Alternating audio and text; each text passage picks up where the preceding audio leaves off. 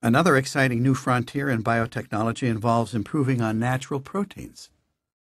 Why be content with nature's design, arrived at by sometimes arbitrary and now irrelevant evolutionary pressures, when a little manipulation might yield something more useful? Starting with an existing protein, we now have the ability to make slight alterations in its amino acid sequence. The limitation, unfortunately, is in our knowledge of what effect altering even a single amino acid in the chain is likely to have on the protein's properties. Here we can return to nature's example for a solution. A procedure known as directed molecular evolution effectively mimics natural selection. In natural selection, new variants are generated at random by mutation, and then winnowed by competition among individuals. Successful, better adapted variants are more likely to live and contribute to the next generation. Directed molecular evolution stages this process in a test tube. After using biochemical tricks to introduce random mutations into the gene for a protein, we can then mimic genetic recombination to shuffle the mutations to create new sequences. From among the resulting new proteins, our system selects the ones that perform best under the conditions specified. The whole cycle is repeated several times, each time with the successful molecules from the previous cycle competing in the next. For a nice example of how directed molecular evolution can work, we need look no farther than the laundry room. Here disasters occur when a single colored item finds its way accidentally into a load of white ones. Some of the dye inevitably leaches out of that red T-shirt, and before you know it, every sheet in the house is a pale pink. It so happens that a peroxidase enzyme naturally produced by a toadstool, the ink cap mushroom to be specific, has the property of decolorizing the dyes that have leached out of clothing. The problem, however, is that the enzyme cannot function in the hot, soapy environment of a washing machine. By using directed molecular evolution, however, it has been possible to improve the enzyme's capacity for coping with these conditions. One specially evolved enzyme, for instance, demonstrated an ability to withstand high temperatures 174 times greater than that of the toadstool's own enzyme. And such useful evolutions do not take long. Natural selection takes eons, but directed molecular evolution in the test tube does the job in just hours or days.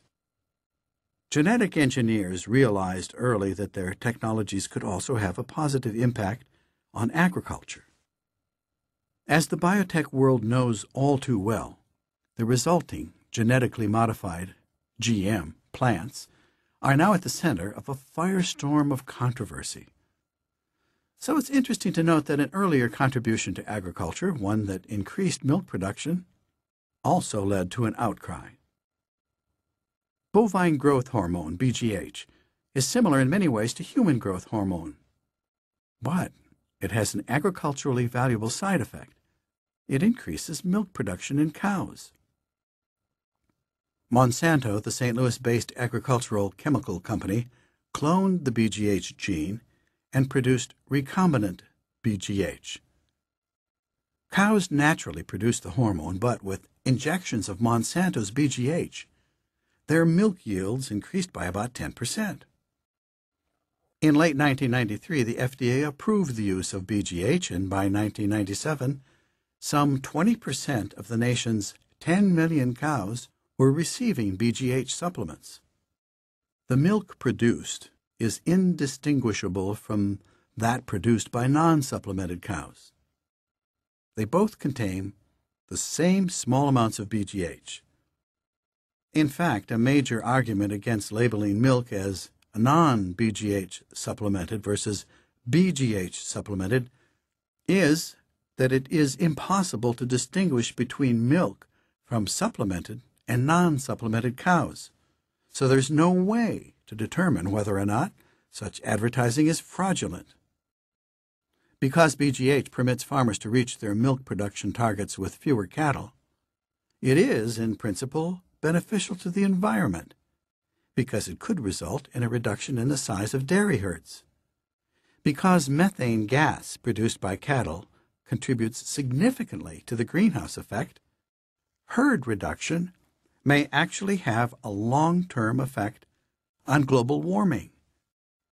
Methane is 25 times more effective at retaining heat than carbon dioxide. And on average, a grazing cow produces 600 flatulent liters of the stuff a day, enough to inflate 40 party balloons. At the time, I was surprised that BGH provoked such an outburst from the anti-DNA lobby. Now, as the GM food controversy drags on, I have learned that professional polemicists can make an issue out of anything. Jeremy Rifkin, biotechnology's most obsessive foe, was launched on his career in naysaying by the U.S. bicentennial in 1976. He objected. After that, he moved on to objecting to DNA. His response to the mid-1980s to the suggestion that BGH would not likely inflame the public was, "I'll make it an issue. I'll find something. It's the first product of biotechnology out the door, and I am going to fight it." Well, fight it he did. It's unnatural, but it's indistinguishable from natural milk. It contains proteins that cause cancer. It doesn't. And in any case, proteins are broken down during digestion. It'll drive the small farmer out of business. But, unlike with many new technologies, there are no upfront capital costs, so the small farmer is not being discriminated against. It'll hurt the cows. Nearly 9 years of commercial experience on millions of cows has proved this not to be the case. In the end, rather like the Asilomar-era objections to recombinant techniques, the issue petered out when it became clear that none of Rifkin's gloom and doom scenarios were realistic. The spat over BGH was a taste of what was to come.